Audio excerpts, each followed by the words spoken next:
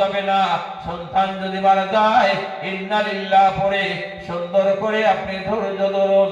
আল্লাহর নবী বলেছেন, কোন মায়ের একটা বা দুটি সন্তান যদি মারা গেল, সে যদি ধৈর্য ধরলো, সে যদি যার সন্তান তার কাছে ফিরিয়ে দিল, আল্লাহর সন্তান আল্লাহর কাছে ফিরিয়ে দিল, তার জন্য হলো জান্নাত। আপনারা কি শোনেন নাই?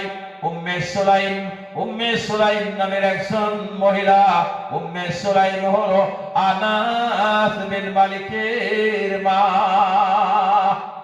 আল্লাহর নবী যখন মক্কা থেকে মদিনায় চলে যান, সর্বপ্রথম কোন মহিলা যদি নিজের সন্তানকে আল্লাহর নবীর কাছে দিয়েছিলেন, হুজুর আপনার হাত ফরমাস করার জন্য, আপনার কাম করার জন্য, আপনার টলটুকরা কাম করে দেওয়ার জন্য আমার সন্তান আপনার কাছে আমি খাদেম হিসেবে দিলাম।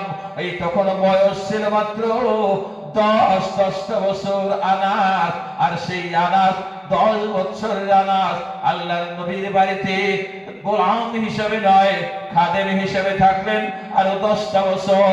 তার মানে আল্লাহর নবী 63 বছর বয়সে যখন মারা যান, হযরতে আনাস বিন মালিকের বয়স মাত্র 20 থেকে 11টা বছর।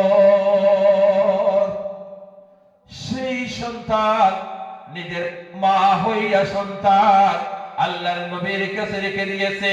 আর তখন 7টা বছর আল্লাহর নবীর কাছে ওই সন্তানের আছে কয়েকটা খেজুর গাছ। মনে রাখবেন, কয়েকটা খেজুর গাছ আছে, কয়েকটা খেজুর গাছ আছে, যার জন্য করবে একদিন আনাস বিন মালিকের আম্মা যার নাম হলো উম্মে সুলাইম আল্লাহর নবীর কাছে বলতেছেন, হুজুর